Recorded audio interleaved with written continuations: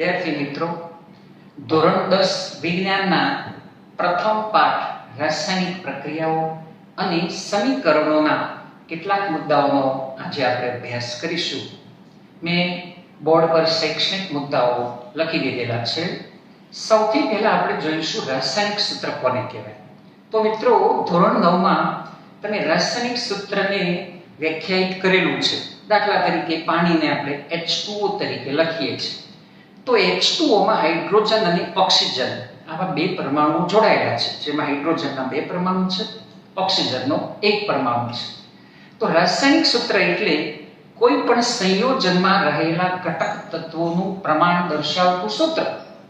સંયોજન પાણીનું જે અણુસૂત્ર છે સંયોજન છે H2O. તો સંયોજનમાં રહેલા ઘટક તત્વોનું પ્રમાણ દર્શાવતું સૂત્ર એટલે રાસાયણિક સૂત્ર. આવા રસાયણ વિજ્ઞાનમાં ઉપયોગમાં આવતા ઘણા બધા રાસાયણિક સૂત્રોથી તમારે પરિચિત થવું પડશે. હવે આપણે આગળ વાત કરીએ ભૌતિક ફેરફાર અને રાસાયણિક ફેરફાર.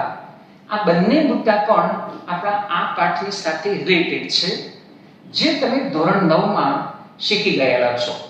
બીજા પાઠની અંદર તમે આ ભૌતિક ફેરફાર અને રાસાયણિક ફેરફારની વાત સમજેલા છો. ભૌતિક ફેરફાર કોને કહેવાય અને રાસાયણિક ફેરફાર કોને કહેવાય એની હું થોડીક વાત કરી લઉં. તો બરફ એ પાણીનું ઘન સ્વરૂપ છે. બરફનું રાસાયણિક સૂત્ર જો કોઈને કહેવામાં આવે તો H2O છે. આ બરફને 0 સેલ્સિયસ તાપમાનથી ઊંચું તાપમાન મળે તો તેનું પાણીમાં રૂપાંતર થશે. પાણીનું અણુસૂત્ર H2O છે. આ જ પાણીને આપણે 100 સેલ્સિયસ કે તેથી વધુ ઊંચા તાપમાને ગરમ કરીશું તો પાણીની વરાળ બનશે. પાણીની વરાળનું સૂત્ર પણ H2O છે. અહીં તમે જુઓ મિત્રો કે તેના રાસાયણિક બંધારણમાં કોઈ ફેરફાર થતો નથી. બરફ હોય, પાણી હોય કે પાણીની વરાળ હોય, આ ત્રણેયના રાસાયણિક બંધારણમાં કોઈ જ ફેરફાર થતો નથી. માત્ર તેના સ્વરૂપમાં બદલાવ આવે છે. જેમ કે બરફ એ ઘન સ્વરૂપ ધરાવે છે, પાણી એ પ્રવાહી સ્વરૂપ ધરાવે છે, જ્યારે પાણીની વરાળ એ વાયુ સ્વરૂપ ધરાવે છે. માટે એ ભૌતિક ફેરફાર છે. બીજું, આ ફેરફાર એ બિનકાયમી ફેરફાર છે. કેમ કે પાણીને તમે 0 સેલ્સિયસ કે તેથી નીચું તાપમાન આપશો એટલે વળી પાછો બરફ બની જશે. પાણીની વરાળને ભેગી કરી અને તમે એનું તાપમાન ઘટાડશો એટલે વળી પાછું વરાળમાંથી પાણીમાં રૂપાંતર થશે. આમ આ ફેરફારને આપણે ઉલટાવી શકીએ છીએ, એટલે કે આ ફેરફાર બિનકાયમી છે, કાયમી ફેરફાર નથી. હવે મિત્રો આપણે વાત કરીએ રાસાયણિક ફેરફાર. લોખંડને કાટ લાગવો એક રાસાયણિક ફેરફાર છે. દ્રાક્ષમાંથી આથમણ થવું રાસાયણિક ફેરફાર છે. તમે અનુભવ્યું હશે કે ઉનાળામાં દૂધ જલ્દી બગડી જાય છે, જેમાંથી દહીં બને છે. આ એક રાસાયણિક ફેરફાર છે. હવે દહીંમાંથી તમે પાછું દૂધ બનાવી શકવાના નથી. તો આ ફેરફાર એ કેવો ફેરફાર કહેવાશે? બિનકાયમી ફેરફાર છે. રાસાયણિક ફેરફારમાં પદાર્થના બંધારણમાં ફેરફાર થશે. બંધારણ બદલાય છે. જેમ કે દૂધનું બંધારણ, ત્યાર પછી દહીંનું બંધારણ, આ બધા પદાર્થોના બંધારણમાં બદલાવ આવે છે. તો લોખંડ એક મેટલ છે Fe, અને એ જ લોખંડમાંથી જ્યારે એનો કાટ બને ત્યારે આયન ઓક્સાઇડ Fe2O3x H2O બને છે. તો આ એક રાસાયણિક ફેરફાર છે. રાસાયણિક ફેરફાર એક કાયમી ફેરફાર છે. તો આ બંને ભૌતિક અને રાસાયણિક ફેરફાર વિશે મિત્રો તમે ધોરણ 9 ના બીજા પાઠમાં શીખેલા છો.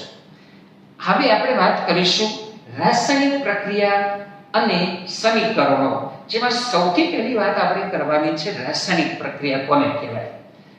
તો રાસાયણિક પ્રક્રિયાઓ સમજીએ પહેલા આપણા વ્યવહારની અંદર કેટલીક રાસાયણિક પ્રક્રિયાઓનો અનુભવ આપણે કરીએ છીએ, તો એના ઉપર જરા આપણે નજર રાખીએ. તમે જોતા હશો કે ઉનાળામાં ઓરડાના તાપમાને દૂધ જલ્દી બગડી જાય છે અને એ દૂધમાંથી દહીં બને છે. તો દહીં બનવા માટે જવાબદાર શું છે? આ એક રાસાયણિક પ્રક્રિયા છે. દૂધમાં રહેલા લેક્ટોઝનું લેક્ટિક એસિડમાં રૂપાંતર લેક્ટેજ નામનો ઉત્સેચક કરે છે. આ દૂધમાં લેક્ટેજ નામનો ઉત્સેચક હોય છે. આ લેક્ટેજ નામનો ઉત્સેચક એ લેક્ટોઝનું લેક્ટિક એસિડમાં રૂપાંતર કરે છે, એટલે દહીં એક રાસાયણિક દ્રષ્ટિએ લેક્ટિક એસિડ કહેવાશે. તો તો આ એક વ્યવહારમાં આપણે અનુભવીએ છીએ એવી પ્રક્રિયા છે. ત્યારબાદ દ્રાક્ષનું આથવણ કરવાથી દારૂ બનાવવામાં આવે છે. સૂકી દ્રાક્ષમાંથી દારૂ બને તો દ્રાક્ષનું આથવણ થવાની પ્રક્રિયા પણ એક રાસાયણિક પ્રક્રિયા છે. ખોરાકનું પાચન, મિત્રો આપણા શરીરમાં આપણે જે ખોરાકનું પાચન અનુભવીએ છીએ, બરાબર, આપણે જુદા જુદા ખોરાક ખાઈએ છીએ, ધાન્ય ખાઈએ છીએ, કઠોળ, તેલીબિયા, તો આ બધા ઘટકોનું જ્યારે પાચન થાય છે ત્યારે તેમાંથી વિટામિન્સ, પ્રોટીન, ચરબી, આ બધા ઘટકોમાં એનું રૂપાંતર થાય છે. તો ખોરાકનું પાચન એ પણ એક રાસાયણિક પ્રક્રિયા છે. લોખંડને કાટ લાગવો એ પણ એક રાસાયણિક પ્રક્રિયા છે. તમે જોતા હશો કે તમારા ઘરે અથવા અન્ય ક્યાંય કોઈ જાળી ઝાપા હોય જેની પર ભેજ આવતો હોય અથવા પાણીમાં પલળતા હોય અથવા કોઈ લોખંડના ખીલા કે સળિયા બહાર પડી રહ્યા હોય અને એને કાટ લાગે છે, તો લોખંડને કાટ લાગવો એક વ્યવહારિક પ્રક્રિયા છે, એક રાસાયણિક પ્રક્રિયા છે. ખમણ, ઢોકળામાં, ખીરામાં આથવાવો. વિદ્યાર્થી મિત્રો, ઢોકળા કે ખમણ બનાવવા માટે આપણે ખીરાને 2 થી 4 કે 5 કલાક સુધી મૂકી રાખીએ છીએ ત્યારે એના કદમાં વધારો થાય છે ખીરાનો. તો એક રાસાયણિક પ્રક્રિયા છે, એમાં કાર્બન ડાયોક્સાઇડ ઉત્પન્ન થાય છે. ઈસ્ટ નામની ફૂગ એમાં ભળે છે, જેને કારણે એમાં આથવાવાની પ્રક્રિયા આપણે કહીએ છીએ. તો આ પ્રક્રિયા પણ વ્યવહારમાં અનુભવવામાં આવતી રાસાયણિક પ્રક્રિયાઓ છે.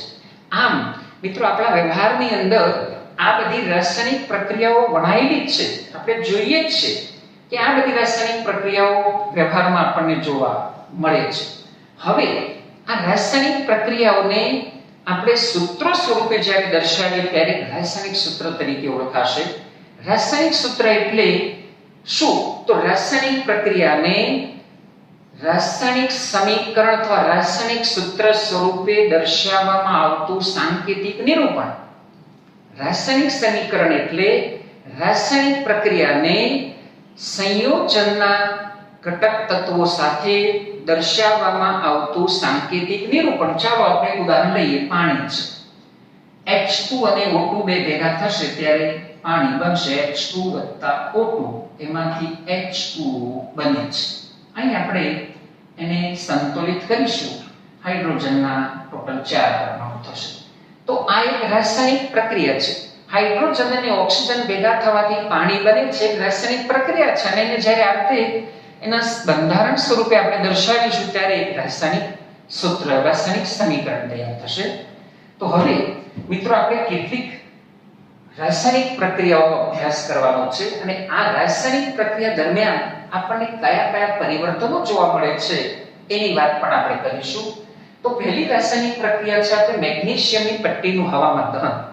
તો મિત્રો, મેં આ મેગ્નેશિયમની પટ્ટીનું હવામાં દહન કરવા માટે આ મેગ્નેશિયમની પટ્ટીને આપણે સળગાવવાનો પ્રયત્ન કરીશું.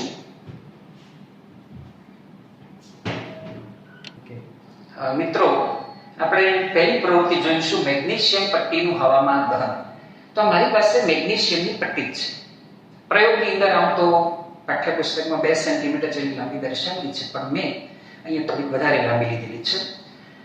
અહીંયા અમે એની આકૃતિ બતાવેલી છે મેગ્નેશિયમની પટ્ટી, પછી ચીપીઓ. હવે પ્રયોગશાળાની અંદર આપણને ચીપીઓ મળે, પણ એમ તો મેં રસોડાના ચીપિયાનો ઉપયોગ કરીશું.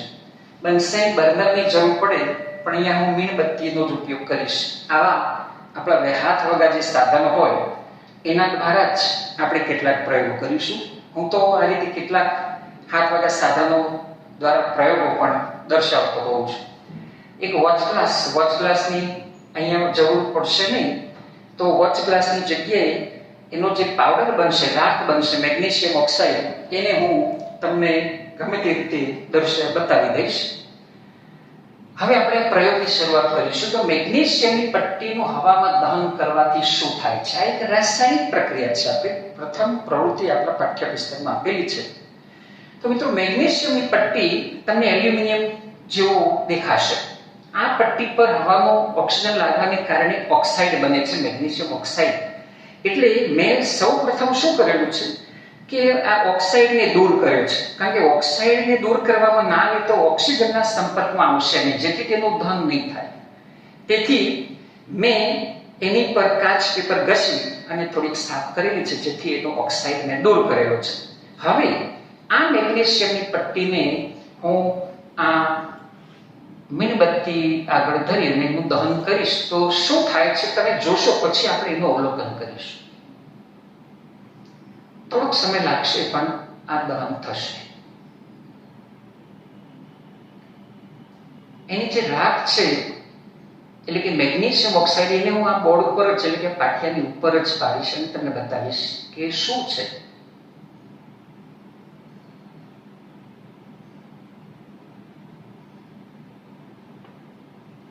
કાચ પેપર દ્વારા જો બધો ઓક્સાઇડ દૂર ના થયો હોય તો મિત્રો થોડોક સમય લાગી શકે છે. આમ પણ બન્સેન બર્નરની અંદર શું હોય કે કેલરી મૂલ્ય ઊંચું હોય એટલે જલ્દી દહન થાય, જ્યારે આ મીણબત્તીમાં અપૂર્ણ દહન કહેવાય છે, એટલે એમાં થોડીક સમય લાગશે, પરંતુ આ પ્રયોગ થશે એ નક્કી જ છે.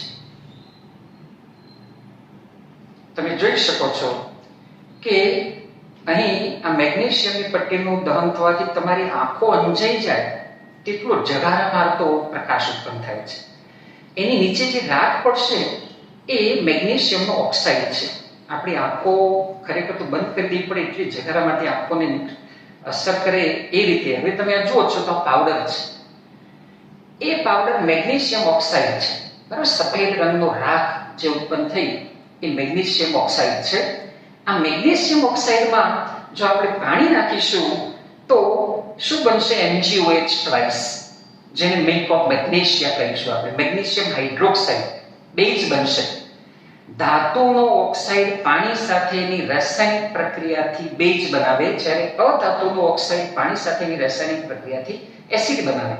જો કે મિત્રો એ પ્રક્રિયા આપણે બીજા પાઠમાં ભણવાની છે, પરંતુ અત્યારે આપણે યાદ રાખીશું કે આ મેગ્નેશિયમ ઓક્સાઇડની પાણી સાથેની પ્રક્રિયાથી એ બેઝ બનાવે છે મિલ્ક ઓફ મેગ્નેશિયા, જેને એન્ટાસિડ તરીકે ઓળખવામાં આવે છે. એસિડિટીના દહન માટે પણ એનો ઉપયોગ થઈ શકે. અને લિટમસની અસર વગેરે તમે એસિડ બેઝ ક્ષારના પાઠની અંદર જોઈ શકશો. તો હવે મિત્રો આ મીણબત્તીની મારે જરૂર નથી, તો હું એને જરા દૂર કરીશ, જેથી આપણું બોર્ડ પરનું સરળતાથી જોઈ શકાય. અહીંયા હું દૂર કરીશ. તો હવે ફરી પાછા આપણે આવી જઈશું સેશન પર, અભ્યાસ પ્રવૃત્તિ પર. તો મેગ્નેશિયમની પટ્ટીમાં કેટલાક અવલોકન આપણે જોઈએ. તો મેગ્નેશિયમની પટ્ટી એ દેખાવે તમે કેવી લાગશે? તો એલ્યુમિનિયમ જેવી સફેદ રંગની, એની પર ઓક્સાઇડ છે એને મેં ઘસીને દૂર કરેલો છે. આ મેગ્નેશિયમની પટ્ટીનું દહન કરવામાં આવે તો કેવો પ્રકાશ ઉત્પન્ન થાય છે? તો આંખોને આજી નાખે તેવો જગારા મારતો તીવ્ર પ્રકાશ ઉત્પન્ન થાય છે. આ મેગ્નેશિયમની પટ્ટી નું જ્યારે દહન થાય છે તેમાંથી કયો પદાર્થ બને છે? તો મેગ્નેશિયમ ઓક્સાઇડ. આમ આ પ્રવૃત્તિ દ્વારા આપણે આટલા અવલોકનો કરી શકીએ. હવે મિત્રો આપણે જે રાસાયણિક પ્રક્રિયાની પ્રવૃત્તિ કરી એનું સમીકરણ સ્વરૂપે જો આપણે દર્શાવવું હોય તો કેવી રીતે દર્શાવી શકાય? તો મેગ્નેશિયમની પટ્ટીને લીધે તો Mg. આ મેગ્નેશિયમની પટ્ટીનું દહન કરવામાં આવે છે, ઓક્સિજનની જરૂર પડશે, એમાંથી મેગ્નેશિયમ ઓક્સાઇડ MgO બને છે. અહીં આપણે એને સંતુલિત કરી દઈશું. તો મેગ્નેશિયમ ઓક્સાઇડ, તો આ એક રાસાયણિક પ્રક્રિયા કરી, આપણે પ્રવૃત્તિ કરી, અને એ રાસાયણિક પ્રક્રિયા દરમિયાન જે પદાર્થ બને છે એને આપણે રાસાયણિક સમીકરણ સ્વરૂપે આપણે દર્શાવ્યું. આમ આ પ્રવૃત્તિ દ્વારા આપણને ખબર પડે કે રાસાયણિક પ્રક્રિયાને રાસાયણિક સમીકરણ સ્વરૂપે દર્શાવવામાં આવે તો કયા કયા અવલોકનો આપણે અનુભવી શકીએ. હવે આપણે બીજી પ્રવૃત્તિ જોઈશું. આ પ્રવૃત્તિમાં મેં અહીં એક કોનિકલ ફ્લાસ્ક દર્શાવેલો છે. આ કોનિકલ ફ્લાસ્કમાં ઝીંક ધાતુ અને મંદ HCl એની વચ્ચે થતી રાસાયણિક પ્રક્રિયાની આપણે વાત કરીશું. તો અહીંયા પ્રવૃત્તિ 2 નું આપણે સમીકરણ અહીંયા લખીશું. કોનિકલ ફ્લાસ્કમાં દાણાદાર ઝીંકના ટુકડા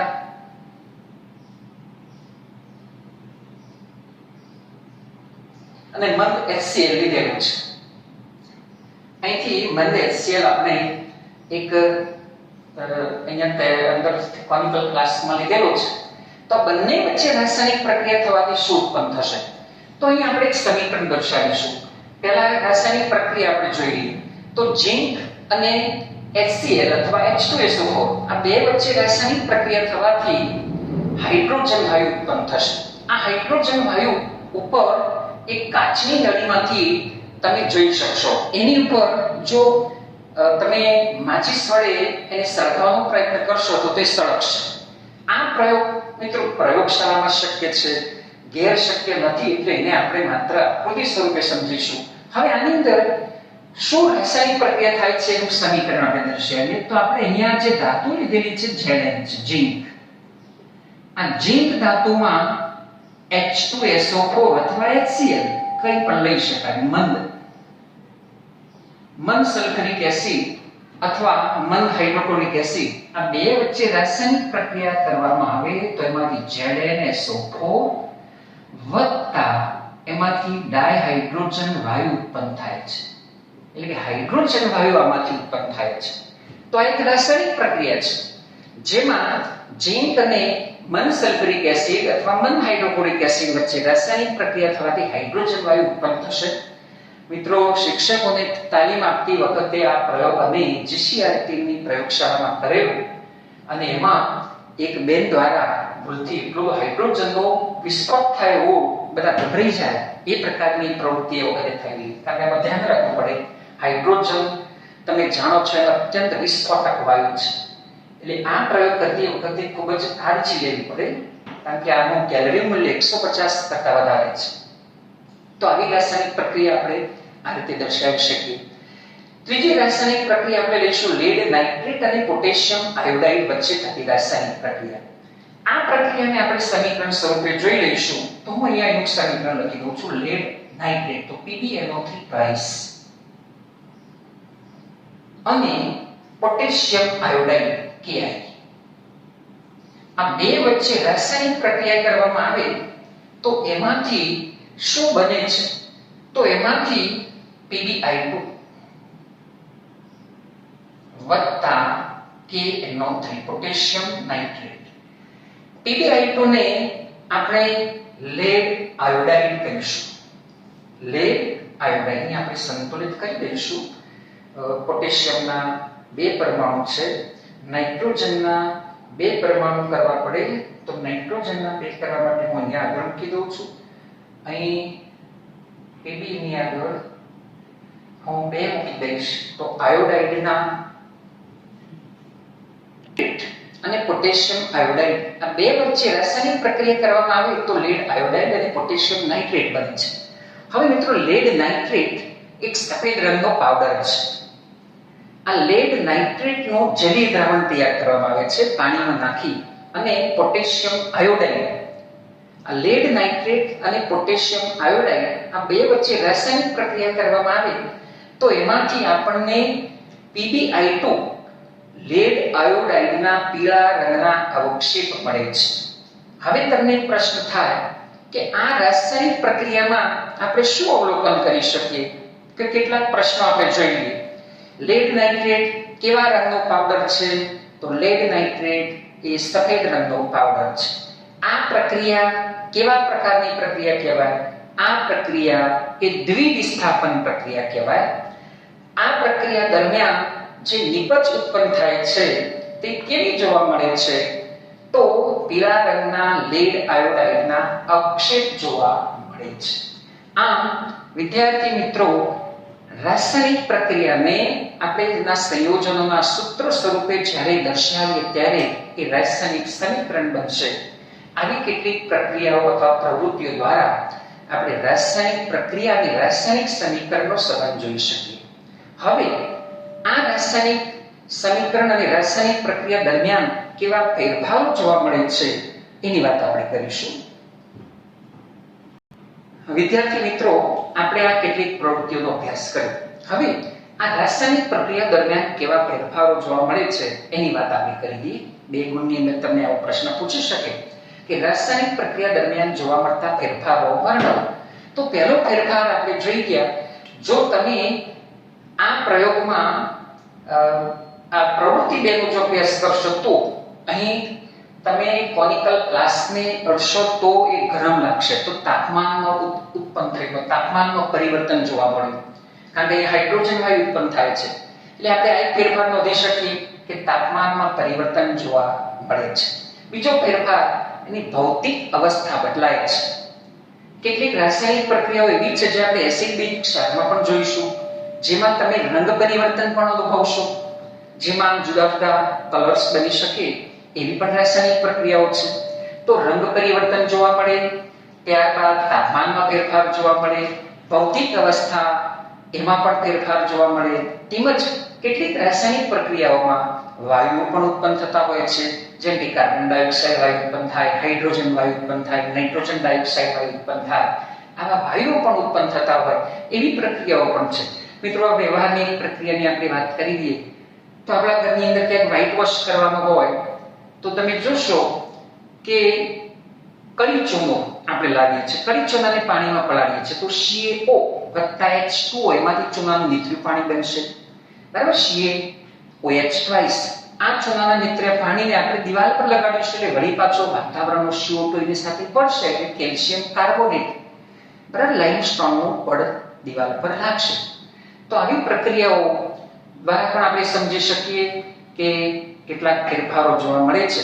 મિત્રો, તમે એ પ્રક્રિયા જ્યારે થઈ હોય અને જો તમે ક્યાંક અનુભવ્યું હોય તો જ્યારે કળી ચૂનાને પાણીમાં પલાળવામાં આવે છે ત્યારે પુષ્કળ તાપમાન ઉત્પન્ન થાય છે, ગરમ થાય છે.